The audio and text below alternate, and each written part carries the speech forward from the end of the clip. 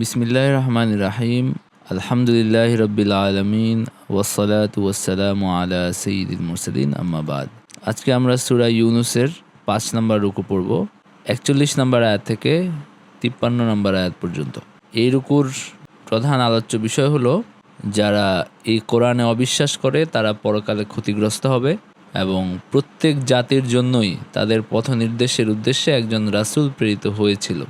মানে আগেকার যুগে যে সমস্ত জাতি আসছে সবার কাছেই রাসূল এসেছিল অথবা কোনো রাসূলের দিক নির্দেশনা তাদের সামনে ছিল, কিন্তু তারা হয় সেটা মানছে নয়তো মানে নাই, এরকম একটা অবস্থা ছিল আর কি।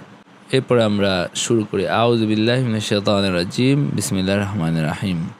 ওয়া ইন কাযযাবুকা ফাকুল লি আমালি ওয়া লাকুম আমালুকুম আনতুম বারিউনা মিম্মা আমালু ওয়া আনা বারিউম মিম্মা তা'মালুন।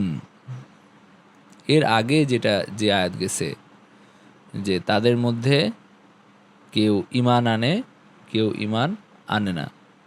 তো আল্লাহ এখানে বলছেন ওয়া ইন কাযযাবুকা ফাকুল লি আমালি ওয়া লাকুম আমালুকুম, মানে যদি তোমাকে তারা মিথ্যা সাব্যস্ত করে, ওয়া ইন কাযযাবুকা, তারা যদি তোমাকে মিথ্যা সাব্যস্ত করে, এই মুশরিকরা যদি তোমাকে মিথ্যা সাব্যস্ত করে, ফাকুল্লি আমালি ওয়া লাকুম আমালুকুম, মানে বলো যে আমার আমল আমার জন্য, তোমার আমল তোমাদের আমল তোমাদের জন্য। ফাকুল্লি আমালি ওয়া লাকুম আমালুকুম, আমার আমল আমার জন্য আর তোমাদের আমল হলো তোমাদের জন্য, মানে আমলের জাযা, এই তোমরা যে কাজ করো এই কাজের প্রতিদান। এখানে আমালি বলা হয়েছে মানে কি, কাজ মানে হলো কাজের প্রতিদান, যে আমি আমার কাজের প্রতিদান পাবো, তোমরা তোমাদের কাজের প্রতিদান পাবা, সত্য বা বাতিল, মানে যে ভালো কাজ করবে সে ভালো প্রতিদান পাবে, যে খারাপ কাজ করবে সে খারাপ প্রতিদান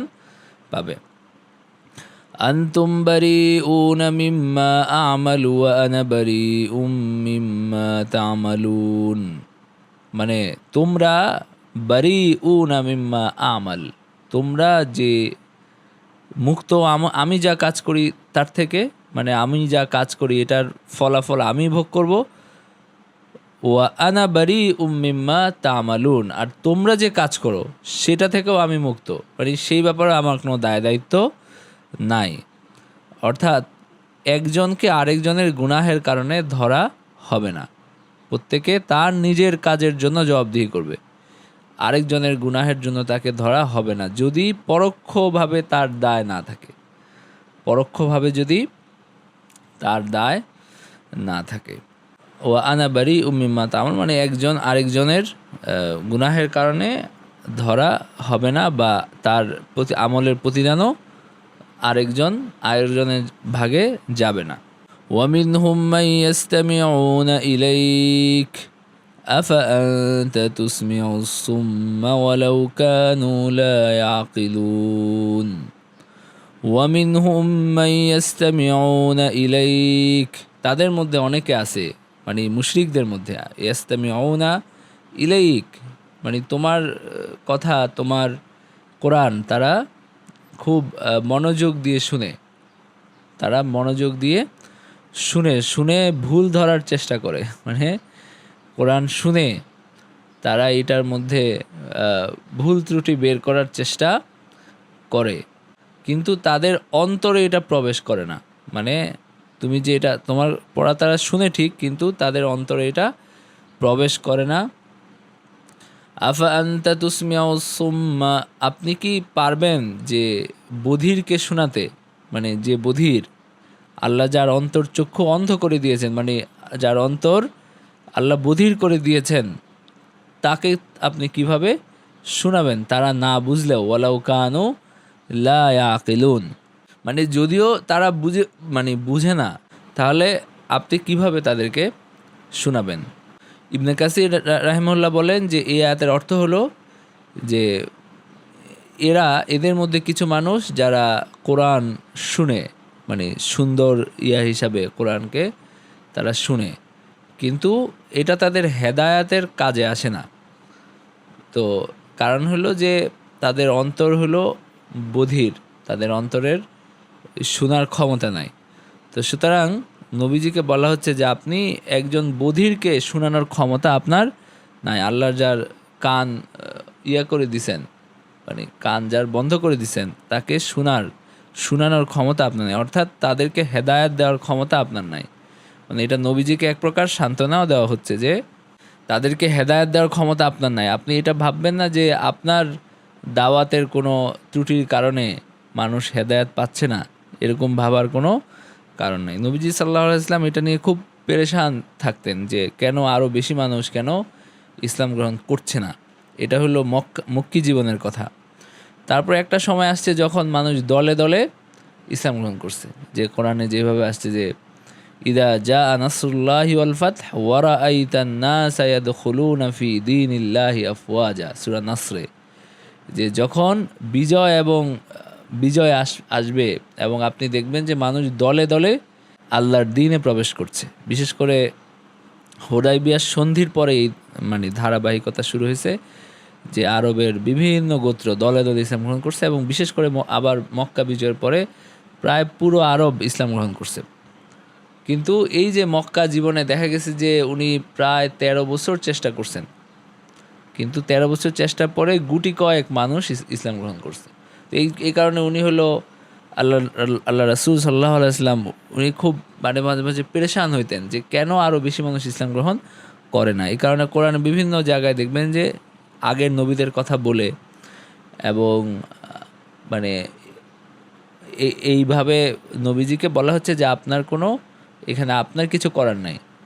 তো আফা আনতা তুসমিউস সুম্মা ওয়ালাউ কানু লা ইয়াকিলুন ওয়া মিনহুম মান ইয়ানযুরু ইলাইক আফা আনতা তাহদিল উময়া ওয়ালাউ কানু লা ইউবসিরুন ওয়া মিনহুম মান ইয়ানযুরু ইলাইক, তাদের মধ্যে এমন অনেকে আছে যারা আপনাকে দেখে, যারা আপনার দিকে তাকায়, কিন্তু আফা আনতা তুসমিউস সুম্মা আফা আনতা তাহদিল উময়া, আপনি কিভাবে একজন অন্ধকে পথ দেখাবেন, ওয়ালাউ কানু লা ইউবসিরুন, যদিও তারা দেখে না, মানে তারা না দেখলেও কিভাবে আপনি অন্ধকে পথ দেখানোর ক্ষমতা তো আপনার নাই। অর্থাৎ এদের মধ্য থেকে কিছু মানুষ আপনার দিকে তাকায় এবং নবুয়তের যে দলিল, যেটা স্পষ্ট দলিল নবীজির সত্যতার পক্ষে স্পষ্ট যে দলিলগুলো সেগুলো দেখে, কিন্তু এটা দিয়ে তাদের কোনো উপকার হয় না, মানে তারা যেটা দেখে এটা থেকে তারা কোনো উপকৃত হয় না। আফা আনতা ইয়া মুহাম্মদ, আপনি কিভাবে হলো ক্ষমতা পাবেন আলা হেদায়াতিহিম, এদের হেদায়াতের জন্য, ওয়ালাউ কানু, যদিও তারা হলো লা ইউবসিরুন, তাদের অন্তর অন্ধ হয়ে গেছে, এই কারণে তাদেরকে তুলনা করা হয়েছে অন্ধের সাথে, যারা সত্য থেকে অন্ধ হয়ে থাকে। তো কুরতুবী রাহিমাহুল্লাহ উনি তার তাফসিরে বলছেন যে এটার অর্থ হলো নবীজিকে সান্ত্বনা দেওয়া। যেমন আমি একটু আগে বললাম, মানে যেমন একজন অন্ধকে আপনার মানে পথ দেখানো যায় না, মানে যে জন্মান্ধ তাকে যেমন আপনি চাইলেই চোখের শক্তি বা দৃষ্টিশক্তি দান করতে পারবেন না, একইভাবে এদেরকেও হেদায়াত দেওয়াটা আপনার কাজ না, বা আপনার তৌফিকে এটা নাই, বরং এটা আল্লাহ যাদেরকে হেদায়াতের তৌফিক দিবেন, এটা আল্লাহর ক্ষমতা যে আল্লাহ যাদেরকে হেদায়াতের তৌফিক দিবেন তারাই হেদায়াত পাবে। এরপরে আল্লাহ তাআলা বলেন, ইন্নাল্লাহা লা ইয়াযলিমুন নাসা শাইআন ওয়ালাকিন্নান নাসা আনফুসাহুম ইয়াযলিমুন। ইন্নাল্লাহা লা ইয়াযলিমুন নাসা শাইআন ওয়ালাকিন্নান নাসা আনফুসাহুম ইয়াযলিমুন, নিশ্চয়ই মানুষকে আল্লাহ অত্যাচার করেন না। ইন্নাল্লাহা লা ইয়াযলিমুন নাসা শাইআন, আল্লাহ মানুষকে কোনো রকম অত্যাচার করেন না, কোনো রকম জুলুম মানুষের উপর আল্লাহ তাআলা করেন না, বরং ওয়ালাকিন্নান নাসা আনফুসাহুম ইয়াযলিমুন, বরং মানুষ নিজের উপর জুলুম করে। অর্থাৎ আল্লাহ তাআলা কাউকে তার গুনাহ ছাড়া শাস্তি দেন না। এখানে কেন এটা বলা হচ্ছে, আগের আয়াতে আল্লাহ তাআলা বলছেন যে আল্লাহ যাদেরকে হেদায়েত দিবেন সেই হেদায়েত পাবে। তো এইখানে সন্দেহ হয় যে আপনার তাহলে কি কারো কারো উপর জুলুম করা হচ্ছে? মানে আল্লাহ কাউকে কি হেদায়েত থেকে দূরে রাখছেন তার ইচ্ছায়, এবং আবার সেজন্য সে শাস্তিও পাবে? এটা কেমন কথা হলো? তো এই জন্য আল্লাহ তাআলা এখানে স্পষ্ট করছেন যে ইন্নাল্লাহা লা ইয়াযলিমুন নাসা শাইআন, আল্লাহ তাআলা কাউকে জুলুম করেন না, কার উপর আল্লাহ তাআলা জুলুম করেন না। ওয়ালাকিন্নান নাসা আনফুসাহুম ইয়াজলিমুন, বরং মানুষই নিজের উপর জুলুম করে, সে নিজের জন্য কুফরিকে বেছে নেয়। আল্লাহ তাআলা সবাইকে ইমানের শক্তি দেন, কিন্তু সে কুফরিকে বেছে নেয়, অথবা তার জুলুমের কারণে, তার সত্য প্রত্যাখ্যানের কারণে তার অন্তরে তালা পড়ে, সে বধির হয়ে যায়, তার অন্তর্চক্ষু অন্ধ হয়ে যায়। কেন? মানুষের উপর জুলুম করার কারণে। মানুষের উপর জুলুম করার কারণে, সত্য জেনে বুঝে প্রত্যাখ্যান করার কারণে। মানুষ জুলুম করে কুফরের মাধ্যমে, অপরাধের মাধ্যমে, মানে পাপাচারের মাধ্যমে, তো এবং আল্লাহর হুকুমের বিরোধিতা করার মাধ্যমে। তো এখানে আল্লামা তাবারী রাহিমাহুল্লাহ এই জায়গায় বলেন যে এটা আল্লাহর পক্ষ থেকে বলা হচ্ছে বা জানিয়ে দেওয়া হচ্ছে যে আল্লাহ তাআলা এদেরকে যে ইমানের তৌফিক থেকে যে বঞ্চিত করছেন, এটা এরকম না যে তাদের কোনো গুনাহ ছাড়া, তাদের কোনো অপরাধ ছাড়া তাদেরকে ইমান থেকে বঞ্চিত করা হচ্ছে, বিষয়টা এরকম না। বরং তাদেরকে এই এই ইমান থেকে বঞ্চিত করা হচ্ছে তাদের গুনাহের কারণে, যেটা তারা অর্জন করছে, যেটা তাদের ভাগে লেখা হয়েছে। সুতরাং তাদের অন্তরে যে মোহর পড়ে গেছে, এটা তাদের কৃতকর্মের কারণে তাদের অন্তর হেদায়েত গ্রহণের অযোগ্য হয়ে গেছে। তো এইটা হলো আল্লাহর পক্ষ থেকে বলা। যেমন হাকিম ইবনে হিজাম রাহিমাহুল্লাহ, সাহাবী আর কি, হাকিম ইবনে হিজাম রাদিয়াল্লাহু আনহু, উনি যখন ইসলাম গ্রহণ করছেন তখন নবীজিকে এসে বলছেন, এমনিতে উনি জাহিলি যুগে উনি অনেক দানশীল ছিলেন, মানে অনেক ভালো কাজ করতেন, মানুষের উপকার করতেন, অনেক দান করতেন। এবং নবীজি সাল্লাল্লাহু আলাইহি ওয়াসাল্লামকে যখন শেবে আবু তালেবে যখন অবরুদ্ধ করা হয়, তখন যারা নবীজিকে অনেক বেশি সাহায্য করছেন তার মধ্যে উনি একজন। কিন্তু উনি ইসলাম গ্রহণ করছেন মক্কা বিজয়ের পরে। তো উনি নবীজি সাল্লাল্লাহু আলাইহি ওয়াসাল্লামকে একদিন বলছেন যে আমরা যে আগে এত ভালো কাজ করছি, এগুলার কি কোনো প্রতিদান আমাদের নাই? মানে এগুলার কি কোনো প্রতিদান আমাদের ভাগে আসবে, নাকি আগে যা আছে সব মানে হয়ে গেছে? তো নবীজি বলছেন যে তুমি যে ইসলাম গ্রহণের তৌফিক পাইছো, সেটা তো আগের ভালো কাজের কারণে। মানে আপনি যে ইসলাম গ্রহণের তৌফিকটা পাইছেন, আপনি যে হেদায়েতের পথে আসার তৌফিক পাইছেন, এটা কিন্তু আগের আপনার ভালো কাজের কারণে। এই কারণে যারা আসলে ভালো হয়, ভালো থাকে, আল্লাহ দেখা যায় যে তাদেরকে আপনার অনেককে এরকম দেখবেন, তাদেরকে হেদায়েতের পথে আসার তৌফিক দিয়ে দেন। তো এখানে আল্লাহ তাআলা বলছেন যে ইন্নাল্লাহা লা ইয়াযলিমুন নাসা শাইআন ওয়ালাকিন্নান নাসা আনফুসাহুম ইয়াযলিমুন, মানুষই নিজের উপর নিজে জুলুম করে। আচ্ছা, এরপরে এই আয়াতগুলো থেকে আমরা যে শিক্ষা এবং নির্দেশনা পাই, একটা হলো যে কোরআন অদৃশ্য বিষয়সমূহের সংবাদ দেয় এবং তার বাণী সবসময় সত্য এবং নির্ভুল। নাম্বার 2 হলো আল্লাহর বাণী যে চোখ অন্ধ নয়, বরং অন্ধ হলো লা তা'মাল আবসার ওয়ালাকিন তা'মাল কুলুবুল লাতী ফিস সুদূর। কোরআনে আরেক আয়াতে আছে যে আসলে চোখ তো অন্ধ হয় না, বরং কি অন্ধ হয়? যার ওই বুকের ভিতরে যে হৃদয় আছে, যে অন্তর আছে, সেটা অন্ধ হয়। মানে আপনার চোখ অন্ধ হয় না। তো এইখানে এই কথাকেই দৃঢ়ভাবে প্রতিষ্ঠিত করা হয়েছে, বা এই কথাকে সত্যায়ন করা হয়েছে যে আসলে মানুষের অন্তর অন্ধ হয়ে যায়। মানুষের অন্তর যখন তার সত্য গ্রহণ করতে পারে না, যখন সঠিক বিষয় বুঝতে পারে না, এবং দেখা যায় যে মানুষ আপনার সত্য বুঝেও সেটাকে গ্রহণ করতে পারে না, তখন বোঝা যায় যে তাদের অন্তর অন্ধ হয়ে গেছে। নাম্বার 3 হলো যে রাসূলুল্লাহ সাল্লাল্লাহু আলাইহি ওয়াসাল্লামকে মুশরিকদের সাথে যুক্তি এবং সংলাপের সঠিক পদ্ধতি অবলম্বনের শিক্ষা দেওয়া হয়েছে। মানে নবীজি যেন তাদের সাথে কথা বলার ক্ষেত্রে তিনি সঠিক পদ্ধতি অবলম্বন করেন। তিনি যেন তাদেরকে বুঝান যে তোমাদের কাজ তোমাদের হাতে, আমার কাজ আমার হাতে, এবং আমার কাজের প্রতিদান আমি পাবো, তোমাদের কাজের প্রতিদান তোমরা পাবা। তোমরা যদি ইসলাম গ্রহণ করো এতে আমার কোনো লাভ নাই, মানে তোমাদের ইসলাম গ্রহণের বদলা আমি পাবো না, বরং তোমরা পাবা।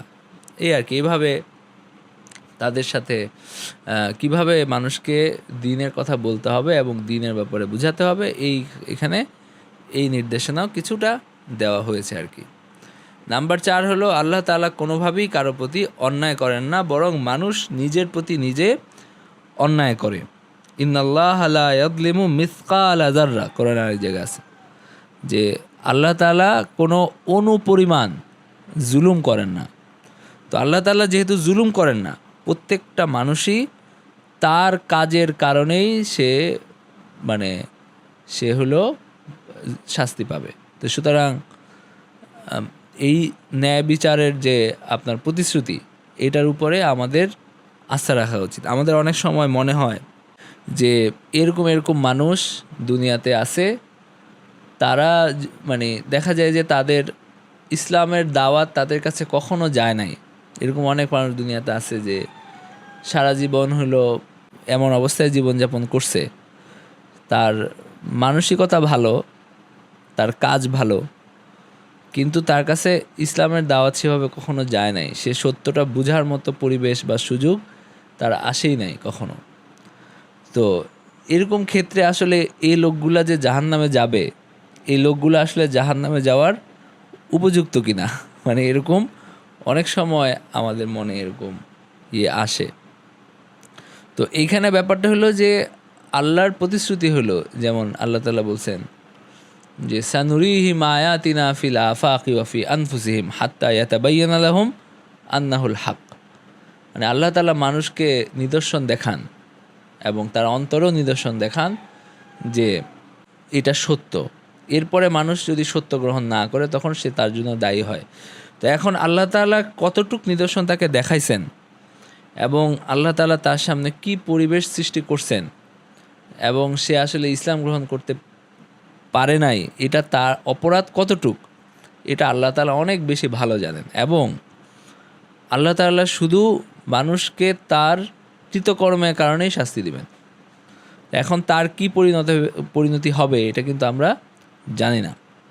তো এটা আল্লাহ তাআলা ভালো জানেন এবং এটা স্পষ্ট যে কারো উপর কোনো জুলুম করা হবে না, এবং মানুষের সামগ্রিক অবস্থা সম্পর্কে সবচেয়ে বেশি আল্লাহ তাআলাই জানেন। তো সুতরাং আমাদের কাছে যেটা মনে হচ্ছে যে তার এরকম এই কারণে তার আসলে শাস্তি পাওয়া উচিত না, তো এটা আল্লাহ তাআলা তার অবস্থা সম্পর্কে আমাদের চেয়ে ভালো জানেন, এবং আল্লাহ তাআলা ন্যায়ের ব্যাপারেও আমাদের চেয়ে বেশি দৃঢ়, বেশি তার নীতির মধ্যে ন্যায় আরও বেশি আছে। সুতরাং এটা নিয়ে আমাদের উদ্বিগ্ন হওয়ার তেমন কোনো কারণ নাই।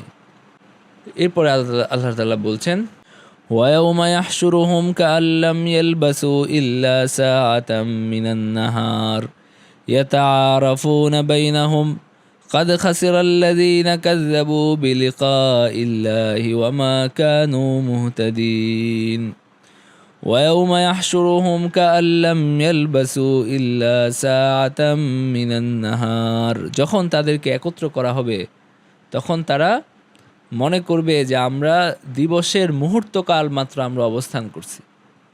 লাম ইয়ালবাসু ইল্লা সাআতাম মিনান নাহার। কোরআনে আয়াতে আরও অনেক জায়গায় এই বিষয়টা আছে যে কিয়ামতের দিন মানুষের তখন মনে হবে, যেমন আমরা সারা রাত স্বপ্ন দেখি না, যে অনেক কিছু দেখি, অনেক কিছু করে ফেলছি, সব কিছু হয়ে গেছে, সকালে উঠে কিন্তু মনে হয় যে কি দেখলাম, আর এখন আমি আমার ঘরে আমার বিছানায় আছি। তো কিয়ামতের দিন মানুষের অবস্থা এরকম হবে এবং তাদের মনে হবে কাআল্লাম ইয়ালবাসু ইল্লা সাআতাম মিনান নাহার। তারা দুনিয়াতে অবস্থান করছে শুধু দিনের কিছু সময়। যেমন আরেক জায়গায় সূরা নাজিয়াতে সম্ভবত আছে যে একটা সকাল বা একটা বিকেল, মানুষের যে ধরেন একটা সকাল সে ঘুমাইছে, এরকম মনে হবে এই দুনিয়ার জীবনটাকে, যে দুনিয়ার জীবন নিয়ে আমরা এত বেশি চিন্তিত থাকি, এত বেশি উদ্বিগ্ন থাকি। সব আমাদের মানে মনোযোগের ৮০ ভাগ দুনিয়াকে কেন্দ্র করে থাকে। এই দুনিয়ায় ভালো থাকা, এই দুনিয়াতে আরেকটু ভালো মানে ভালো হইতে পারা, এটা নিয়ে আমাদের মানে যাবতীয় কর্মকাণ্ড এইদিকে পরিচালিত হয়। কিন্তু কিয়ামতের দিন মনে হবে লাম ইয়ালবাসু ইল্লা সাআতাম মিনান নাহার, যে দিনের কিছু সময়, কয়েক ঘন্টা, পুরা জীবনটাকে এরকম মনে হবে। যখন এই সমস্ত মুশরিকদেরকে হিসাবের জন্য একত্র করা হবে এবং তারা ভাববে যে আমরা দুনিয়াতে সম্ভবত অবস্থান করছি দিনের কিছু সময়, মানে যেই একটা বিশাল বিপদের মধ্যে তারা পড়বে এই কারণে। ইয়াতাআরাফুনা বাইনাহুম, এবং তারা পরস্পরে পরিচিত হবে। দুনিয়াতে যেমন মানুষ পরিচিত হয় এবং মানুষ সবাইকে চিনতে পারে, একইভাবে তারা সেখানে পরস্পরের সাথে পরিচিত হবে। এবং মুশরিকদের ক্ষেত্রে এটা হলো তাদের এটা লজ্জার ভৎসনার কারণও হবে, যে একজন আরেকজনকে বলবে তুমি আমাদেরকে বিভ্রান্ত করছো, তোমাদের কারণে আমার এরকম হয়েছে। মানে যারা অপরাধী, যারা হলো অপরাধীদের জায়গায় যারা স্থান পাবে, বা এখানে তো মুশরিকদের কথা বলা হচ্ছে, যে মুশরিকদেরকে যখন কিয়ামতের দিন জমা করা হবে, তারা ভাববে যে তারা দিনের কিছু সময় ইয়াতে ছিল, এই দুনিয়াতে ছিল, এবং তারা পরস্পরে পরিচিত হবে। এবং এই পরিচয়টাও তাদের দেখা যায় যে তিরস্কার এবং ভৎসনার মতো হবে, যে তুমি আমাকে বিভ্রান্ত করছো, তোমার কারণে আমি ইসলামের পথে আসতে মানে আসি নাই। এরকম যেমন কোরআনে আরেক আয়াতে আছে সূরা নাবায়, যে আল আখিল্লাউ ইয়াউমা ইযিন বাদুহুম বাদান ইল্লাল মুত্তাকুন, যে একদিন বন্ধুরা পরস্পর, এটা সূরা নাবায় না, আরেক জায়গা আছে, যে শত্রুরা একদিন পরস্পরের বন্ধুরা একদিন শত্রুতে পরিণত হবে, ইল্লাল মুত্তাকুন, মুত্তাকিরা ছাড়া যে বন্ধুরা দুনিয়াতে আছে তারা একদিন একজন আরেকজনের শত্রুতে পরিণত হবে। ইয়াউমা ইয়াআদ্দু যালিমু আলা ইয়াদাইহি ইয়াকুলু ইয়া লাইতানি, তারা বলবে যে হাত কামড়ে বলবে যে যদি আমি তাকে বন্ধু হিসাবে গ্রহণ না করতাম, মাত্তাখাযতু ফুলানান খলিলা লাকাদ আদাল্লানি, মানে সে আমাকে বিভ্রান্ত করছে, পথভ্রষ্ট করছে। এখানে আল্লাহ তাআলা বলছেন যে একজন বন্ধু যে তার বন্ধুর কারণে পথভ্রষ্ট হয়েছে, সে হলো হাত কামড়ে সে বলবে যে যদি আমি অমুককে বন্ধু হিসাবে গ্রহণ না করতাম, মানে বন্ধু কারণে সে হলো হেদায়েত থেকে দূরে চলে গেছে। তো এইখানে ইয়াতাআরাফুনা বাইনাহুম, মানে তারা পরস্পরে পরিচিত হবে। তো এই পরিচয়টা তাদের ক্ষেত্রে পরস্পরকে ভর্ৎসনা করা, পরস্পরকে তিরস্কার করার মতোও হবে, যে তোমার কারণে আমার এটা হয় নাই। তো এটা কোনো মানে ভালোবাসার পরিচয় হওয়া হবে না, বরং আফসোস এবং পরস্পরকে তিরস্কার করার মতোই তারা পরিচিত হবে। قد خسر الذين كذبوا بلقاء الله وما كانوا مهتدين। قد خسر الذين كذبوا بلقاء الله, যারা এই আল্লাহর বিধানকে যারা মিথ্যা সাব্যস্ত করছে, যারা এটাকে অবিশ্বাস করছে, তারা ক্ষতিগ্রস্ত হবে। তারা সত্যিকারভাবে এই জালেমরা ক্ষতিগ্রস্ত হবে, যারা পুনরুত্থানকে যারা আপনার হলো মিথ্যা সাব্যস্ত করছে, এবং ওয়ামা কানু মুহতাদিন, এবং তারা এই দুনিয়াতে ওয়ামা কানু মুহতাদিন, এবং এই দুনিয়াতে তারা হলো ভালো কাজের সুযোগও পায় নাই, মানে হলো তারা হেদায়েতপ্রাপ্ত ছিল না। এই দুনিয়াতে হেদায়েতের সুযোগও তারা, মানে যারা আল্লাহর সাক্ষাৎ অস্বীকার করেছে আর তারা হেদায়েতপ্রাপ্ত ছিল না, মানে এই দুনিয়াতে তারা হেদায়েতের সুযোগ পায় নাই, ভালো কোনো কাজের সুযোগও পায় নাই, তারা সত্যিকারভাবে ক্ষতিগ্রস্ত হবে। তো এটা আল্লাহ এখানে বললেন। এরপরে আল্লাহ তাআলা বলেন ওয়া ইম্মা নুরিয়ান্নাকা বা'দাল্লাযী না'iদুহুম আও নাতাওয়াফায়ান্নাকা ফাইলাইনা মারজিউহুম সুম্মাল্লাহু শাহীদুন আলা মা ইয়াফআলুন। ওয়া ইম্মা নুরিয়ান্নাকা বা'দাল্লাযী না'iদুহুম, মানে আমি তাদেরকে যে প্রতিশ্রুতি দিয়েছি তার কিছু যদি আপনাকে দেখিয়ে দেই, আমি তাদেরকে যে প্রতিশ্রুতি দিয়েছি তার কিছু যদি আপনাকে দেখিয়ে দেই, আও না তাওয়াফায়ান্নাকা, অথবা আমি যদি আপনাকে মৃত্যু দেই, ফা ইলাইনা মারজিউহুম, এরপরে আমার কাছেই তাদেরকে ফিরে আসতে হবে। আমার কাছেই তাদের, মানে যদি আমি আপনাকে দেখাই, মানে কিছু আযাব যদি তাদের উপরে আসে, কোনো আযাব যদি তাদের উপরে আসে, এই দুনিয়াতে কোনো আযাব যদি তাদের উপরে আসে, এবং অথবা আমি যদি এর আগেই আপনাকে মৃত্যু দেই, ফামারজিউহুম ইলাইনা, আমার কাছেই তাদেরকে ফিরে আসতে হবে। সুতরাং এটা দিয়ে তাদের কোনো ক্ষতি বৃদ্ধি নাই, মানে এটা দিয়ে তাদের কোনো উপকার বা তারা যে বেঁচে যাবে বিষয়টা এরকম না, বরং তা আমার কাছেই তাদেরকে ফিরে আসতে হবে। এবং মানে প্রতিদান,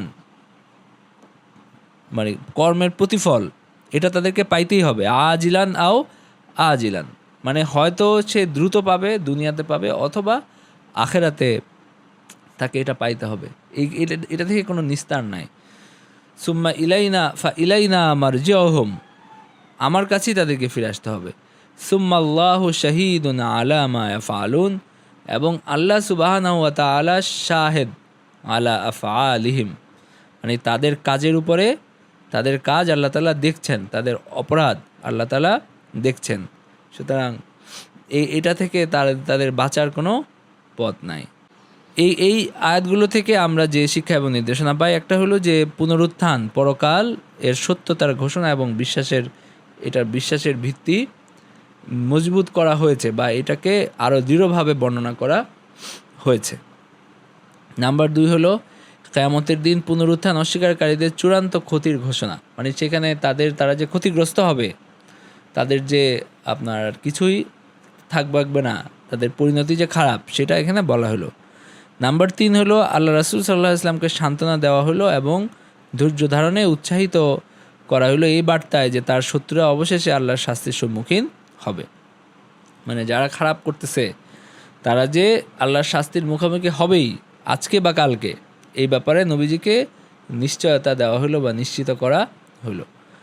আর নাম্বার 4 হলো কিয়ামতের দিনের হিসাব নিকাশের পদ্ধতি বর্ণনা করা হয়েছে, যেখানে নবীজি তার উম্মতকে উপস্থিত করা হবে এবং আল্লাহ তাআলা তাদের মধ্যে ন্যায় বিচার করবেন এবং কাফেরদেরকে শাস্তি দেবেন। এটা হলো আসলে পরের আয়াত থেকে আসছে, তার মানে হলো আমরা এটাকে আরেক আয়াত পরে আনতে হবে আর কি।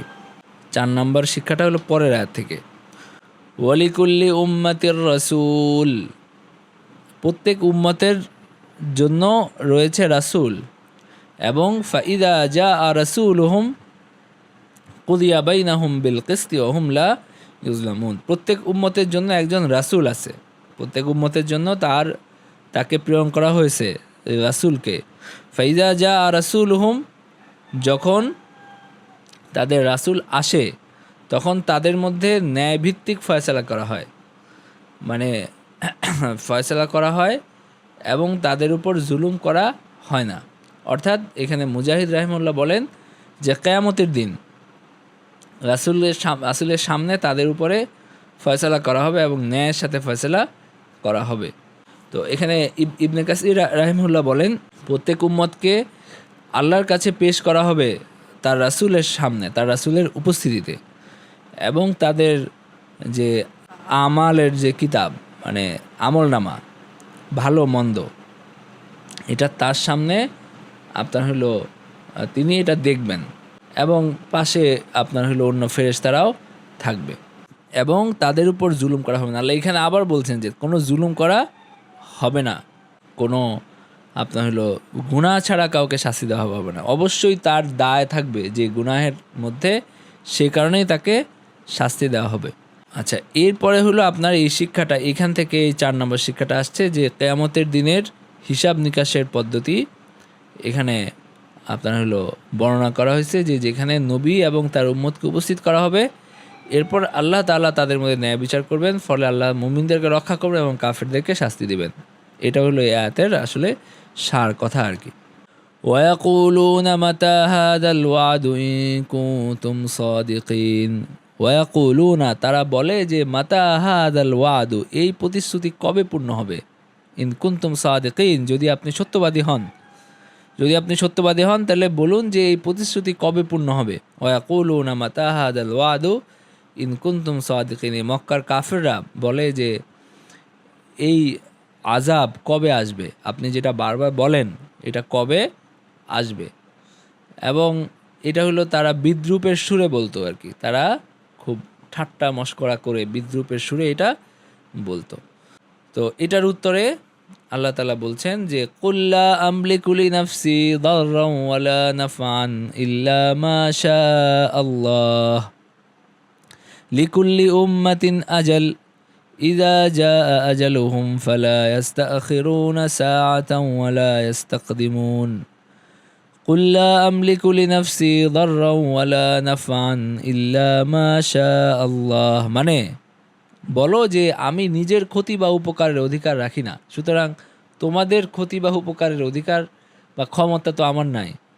মানে মাতা হাযাল ওয়াদু ইন কুনতুম সাদিকিন, তারা যে বলতো বলো যে কুল্লা আমলিকু লিনাফসি নাফআন যাররান ওয়ালা নাফা, মানে আমার নিজের উপকার করার বা ক্ষতি করার, আমার থেকে আমি ক্ষতি প্রতিহত করার এই ক্ষমতা আমার নাই। সুতরাং যেখানে আমার নাই সেখানে তোমাদের কথা তো প্রশ্নই আসে না।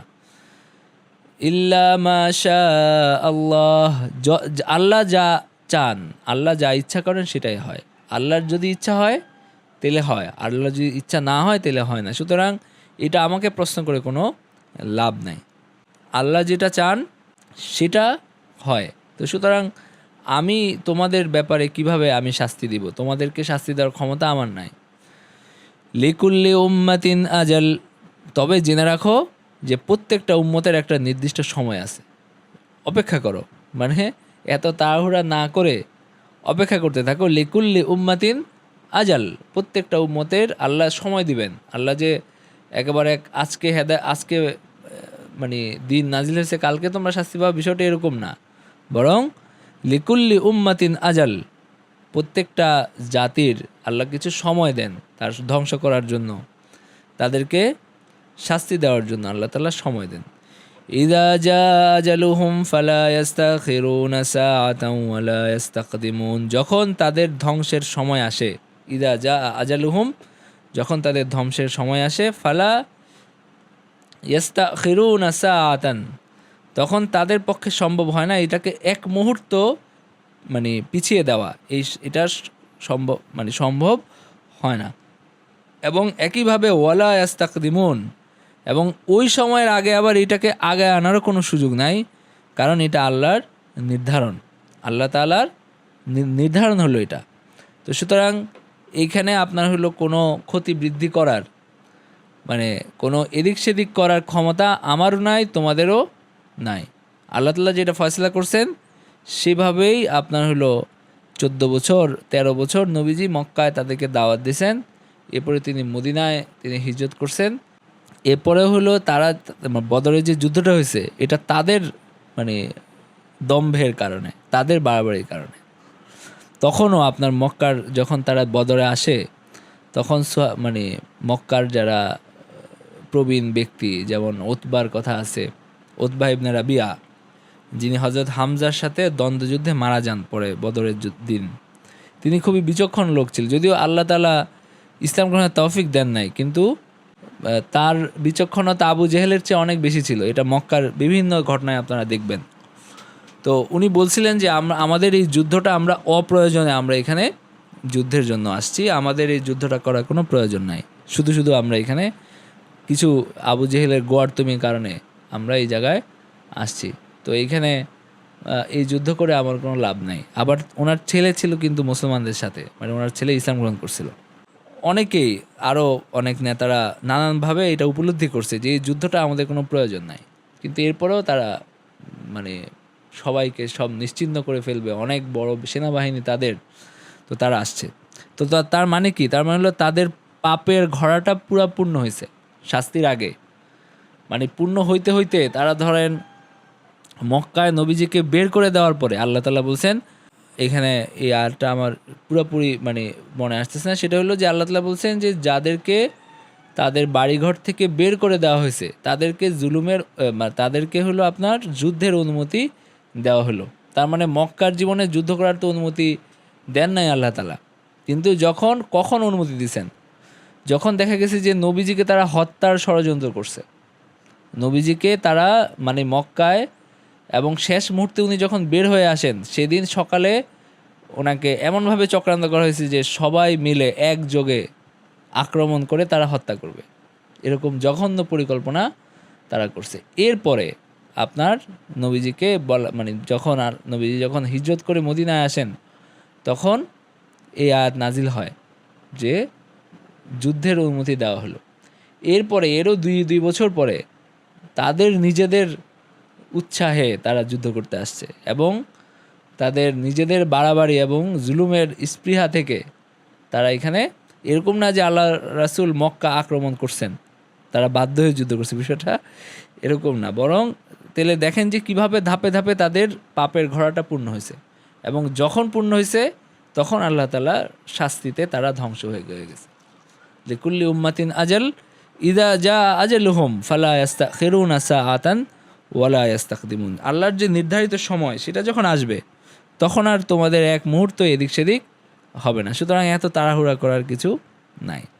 কুল আরাইতুম ইন আতাকুম আযাবুহু বায়াতান আও নাহারাম মাযা ইস্তাজিলু মিনহুল মুজরিমুন। আল্লাহ তাআলা বলছেন, যদি কুল আরাইতুম ইন আতাকুম আযাবুহু বায়াতান আও নাহারান, যদি তোমাদের কাছে আমার শাস্তি চলে আসে, মানে কুল আরাইতুম, তোমরা কি মনে করো বা তোমাদের কি মনে হয় যে যদি তোমাদের কাছে আমার আযাব রাতে কিংবা দিনে এসে পড়ে, মাযা ইস্তাজিলু মিনহুল মুজরিমুন, তবে অপরাধীরা তার কোন অংশটি তাড়াতাড়ি চায়। মানে যদি শাস্তি আসে তাহলে তোমরা কোনটা আগে চাও, মানে এটা হলো তাদেরকে মানে ভৎসনা করা হচ্ছে। এই ইয়াটা মানে তাদের যে এটা কত জঘন্য তাদের চাওয়াটা, এটা এভাবে প্রশ্নের আকারে এটা এভাবে বলা হয়েছে যে তোমরা জানো না যে তোমরা কি জঘন্য জিনিস তোমরা চাচ্ছ। তো সুতরাং মানে তোমরা কোন জিনিসটা, কোন অংশটা তোমরা তাড়াতাড়ি চাও। মাযা ইস্তাজিলু মিনহুল মুজরিমুন, এই অপরাধীরা তারা কোনটা আগে চায় বা কি চায়, কি জিনিস চাচ্ছে। তো এটা আসলে এই প্রশ্নটা হলো তাদেরকে এটার গুরুত্ব বোঝানোর জন্য বা তাদেরকে ভৎসনা করার জন্য, যে আসলে তোমরা অনেক আযাব চাও যে তাড়াতাড়ি চলে আসুক, যখন আসবে তখন সেখান থেকে অপরাধীদের আসলে কি জিনিসটা তারা মানে তাড়াতাড়ি চাচ্ছে, এরকম আর কি। এরপরে আল্লাহ তাআলা বলেন, আসুম্মা ইযা মা ওয়াকা আমানতুম বিহি আল-আনা ওয়াকাদ কুনতুম বিহি তাস্তাজিলুন। আসুম্মা ইযা মা ওয়াকা আমানতুম বিহি, মানে তবে কি যখন তা ঘটবে তখন তোমরা ঈমান আনবে, মানে তোমাদেরকে তখন কি ঈমান আনার কোনো সুযোগ থাকবে? ব্যাপার হলো যে মানে তোমরা কি চাও যে তোমাদের উপরে শাস্তি আসবে, তোমরা দেখবে, তো তখন তো তোমাদের কোনো লাভ নাই, তখন ঈমান আনার কোনো সুযোগ আর থাকবে না। কারণ হলো যখন আল্লাহর শাস্তি চলে আসে তখন আর ঈমান আনার সুযোগ হয় না, তখন তো আর ঈমান আনার সুযোগ থাকবে না। আসুম্মা ইযা মা ওয়াকা আমানতুম বিহি, তখন কি তোমরা ঈমান আনতে যাও? আল-আনা ওয়াকাদ কুনতুম বিহি তাস্তাজিলুন, তখন তোমাদেরকে বলা হবে যে এখন ঈমান আনছো। আল-আনা মানে এখন ঈমান আনো। ওয়াকাদ কুনতুম বিহি তাস্তাজিলুন, অথচ এটার মানে তোমরা এটাকে তাড়াতাড়ি আনতে চাইতে, মানে আযাবটাকে তোমরা তাড়াতাড়ি আনতে চাইতে, সুতরাং তখন আর ঈমান গ্রহণ করা হবে না। এটাই এখানে স্পষ্ট করা হলো যে তখন আর ঈমান গ্রহণ করা হবে না। সুম্মা কিলা লিল্লাযীনা যালামু যুকু আযাবাল খুলদ হাল তুজজাউনা ইল্লা বিমা কুনতুম তাকসিবুন। সুম্মা কিলা লিল্লাযীনা যালামু, এবং জালেমদেরকে বলা হবে যে যুকু আযাবাল খুলদ, এবার চিরস্থায়ীভাবে আযাব আস্বাদন করো। মানে ঈমান আনার আর কোনো সুযোগ নাই, এখন শুরু হয়েছে, এরপরে চিরস্থায়ীভাবে তোমরা আযাব আস্বাদন করতে থাকো। এই দুনিয়ার থেকে শুরু হলো, এরপরে পরজীবনে গিয়ে সেখানেও চিরকালীন শাস্তি, কোনো আর মানে মুক্তি বা নিস্তার নাই। যুকু আযাবাল খুলদ হাল তুজজাউনা ইল্লা বিমা কুনতুম তাকসিবুন, তোমাদেরকে সেটাই শাস্তি দেওয়া হচ্ছে, তোমাদেরকে কি এমন কোনো শাস্তি দেওয়া হচ্ছে যেটা তোমরা তোমাদের কাজ না, মানে তোমাদেরকে শুধু তোমাদের কৃতকর্মের প্রতিফলই দেওয়া হচ্ছে। হাল তুজজাউনা ইল্লা বিমা কুনতুম তাকসিবুন, তোমরা যেটা অর্জন করছো শুধু সেই কাজের প্রতিদানই তোমাদেরকে এখানে দেওয়া হচ্ছে, এর বেশি কিছু না। ওয়াস্তামবিউনাকা হাক্কুন হু কুল ই ওয়া রাব্বি ইন্নাহু লাহাক ওয়া মা আনতুম বিমুজিজিন। ওয়াস্তামবিউনাকা আহাক্কুন হু, তারা তোমাকে তারা জানতে চায় তোমার কাছে যে আহাক্কুন হু, তুমি যেটা বলতেছো এটা কি সত্যি, মানে এই যে আমরা পরে আবার জীবিত হব এবং যে আযাবের মানে ভয় দেখাচ্ছে এগুলো কি সত্যি? তখন আল্লাহ তাআলা বলছেন যে বলো কুল ই ওয়া রাব্বি, অবশ্যই এটা সত্যি। ই ওয়া রাব্বি মানে মানে অবশ্যই, ওয়া রাব্বি মানে আমার রবের কসম, আমার রবের শপথ, অবশ্যই এটা সত্য, নিশ্চয়ই তা সত্য। এবং ওমা আনতুম বিমুজিজিন, এবং তোমরা এটাকে পরাস্ত করার ক্ষমতা, মানে এটাকে ঠেকানোর ক্ষমতা তোমাদের নাই। তোমাদের যতই লোক বল, যতই সৈন্য বল, যত কিছুই থাকুক, তোমরা এখানে যত প্রভাবশালী হও, এই আযাব ঠেকানোর ক্ষমতা তোমাদের নাই। তো সুতরাং এ ব্যাপারে সাবধান হও। ওয়ামা আনতুম বিমুজিজিন, এটাকে মানে এই আযাব ঠেকানোর ক্ষমতা, আল্লাহর শক্তিকে মোকাবেলা করার ক্ষমতা, এটা তোমাদের নাই। এই আয়াতগুলো থেকে আমরা যে শিক্ষা নির্দেশনা পাই, একটা হলো যে সৃষ্টি জগতের কেউ নিজের উপকার বা অনিষ্ট কোনোটাই আল্লাহর অনুমতি বা ইচ্ছা ছাড়া করতে পারে না। তো সুতরাং নবীজির কি কারো ভালো মন্দ করার মানে সুযোগ আছে? যেখানে নবীজি যখন জীবিত ছিলেন তখনই ছিল না, তো এখন কি মৃত্যু পরে আছে? আর যেটা নবীজির যে ক্ষমতা নাই সেটা কি অন্য কোনো পীর আউলিয়া মাশায়েখের আছে? তো মানুষ হলো তাদের মানে মাজারে গিয়ে তারা হলো ভালো চায়, তারা হলো তাদের মাজারে গিয়ে তারা করে ভেট দেয়, ভেট দিয়ে তারা হলো দান সৎকা করে তারা হলো এটা থেকে চায়। ওই যে যেমন বাবা পীর পাগলার মাজার, তারপরে কি পাগলা মসজিদ, নানান কিছু। অথচ আল্লাহ তাআলা দান সৎকা করতে বলছেন, দান করলে আল্লাহ তাআলার ক্রোধ প্রশমিত হয় এবং আল্লাহ তাআলার মানে মানুষকে বিপদ আপদ থেকে নাজাত দেন। যে কোনো মানুষকে তো দান করা যায়, তাই না? যে কোনো দরিদ্র অসহায় মানুষকে, আল্লাহ তাআলার যে কোনো অসহায় বান্দাকে দান করা যায়। ইরহামু মানফিল আরজ, হাদিসে আছে, জমিনে যত কিছু আছে পশু পাখি সব কিছুর উপরেই দয়া করলে আল্লাহ তাআলা খুশি হন। এবং তার আপনার যেমন আরেকটা হাদিসে আছে যে মানুষ যতক্ষণ মানুষের সাহায্যে থাকে আল্লাহ তাআলা তার সাহায্যে থাকেন। তো সুতরাং আল্লাহর সাহায্য পাওয়ার জন্য তো আপনার দান সৎকা করলে হয়, এবং হলো আপনার যে কোনোভাবে দুনিয়ার যত মানুষ যত পশু পাখি আছে তাদের উপকারে আসলে, তাদের ভালো করলে আল্লাহ তাআলা আপনার ভালো করেন। তো এটা তো আছে, কিন্তু ওই বিভিন্ন নির্দিষ্ট মাজারে গিয়ে, নির্দিষ্ট আপনার হলো জায়গায় গিয়ে সেখানে দান করলে অনেক কিছু হয়ে যাবে, এবং আপনার হলো ওই পীর বাবাকেও ক্ষমতাবান মনে করা, এগুলা তো আসলে ঠিক না। তো এখানে আল্লাহ তাআলা তার নবীকে বলছেন যে বলো যে আমি তোমাদের কোনো ক্ষতি করার বা তোমার উপকার করার কোনো শক্তি আমার নাই। তো যেই শক্তি জীবিতকালে নবীজির ছিল না সেটা তো মরার পরেও নাই, মৃত্যুর পরে তো সেটা নাই, এবং আপনার হলো অন্য কারো সেটা নাই। নবীজি সাল্লাল্লাহু আলাইহি ওয়াসাল্লাম সাইয়্যিদুল মুরসালিন, খাতামুন নবিয়্যিন, সর্বশ্রেষ্ঠ নবী, সর্বশেষ নবী, তার যে ক্ষমতা নাই সেটা দুনিয়াতে অন্য কারোই নাই। তো এরপরে হলো যে মানুষের জীবনকাল নির্ধারিত, তা না এক মুহূর্তে এগিয়ে যায় না পিছিয়ে যায়। সুতরাং কাপুরুষতার ভয়ে পিছিয়ে থাকার কোনো অর্থ নাই। মানে হলো মানুষের জীবন এটা নির্দিষ্ট, লিকুল্লি উম্মাতিন আজাল, প্রত্যেকটা মানুষের জীবনকাল নির্ধারিত আছে। সুতরাং এখানে কোনো ভয় পাওয়ার বা কোনো করার কোনো প্রয়োজন নাই, বরং যখন মৃত্যু আসবে তখনই মৃত্যু আসবে।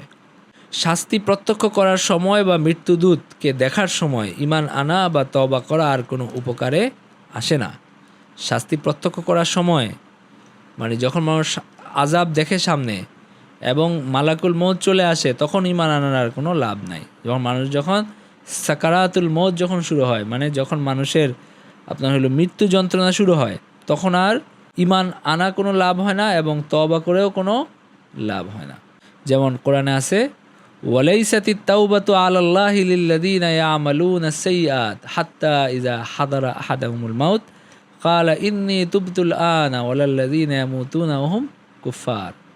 মানে তাদের জন্য তওবা না যারা আজীবন খারাপ করছে, ওয়ালাইসাতিত তাওবাতু লিল্লাযিনা ইয়ামালুনা সাইয়্যাত হাত্তা ইযা হাযারা আহাদাহুমুল মাউত, এবং যখন মৃত্যু উপস্থিত হয়েছে তাদের কারো কাছে, তখন বলতেছে যে আমি এখন তওবা করছি।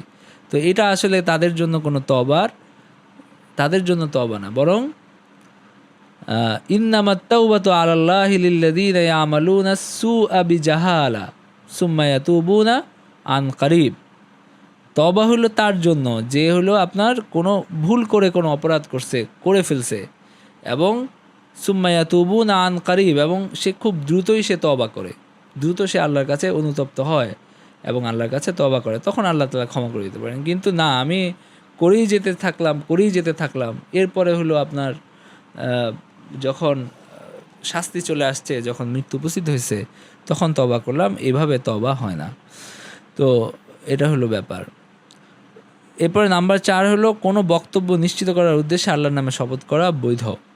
এখানে আল্লাহ তাআলা নবীকে বলছেন যে ওয়া রাব্বি, বলো যে অবশ্যই আমার রবের শপথ। তার মানে আল্লাহ তাআলা শপথ করারও নির্দেশনা দিচ্ছেন। তার মানে হলো যে কোনো ক্ষেত্রে শপথ করাটা ঠিক আছে। নাম্বার 5 হলো শব্দটি জবাব বা স্বীকৃতির জন্য ব্যবহৃত হয় এবং এটা সর্বদা শপথের সাথে যুক্ত হয়। মানে এটা আপনার আরবি ভাষার কথা বলা হচ্ছে যে ওয়াল্লাহি, হ্যাঁ আল্লাহর কসম, ওয়া রাব্বি, হ্যাঁ আমার রবের কসম, এইভাবে আরবিতে ব্যবহৃত হয়, সেটা উনি এখানে বললেন। আচ্ছা ঠিক আছে, তো আমরা এখানে ক্লাস শেষ করে দিচ্ছি। ওয়া আখিরু দাওয়ানা আলহামদুলিল্লাহি রাব্বিল আলামিন।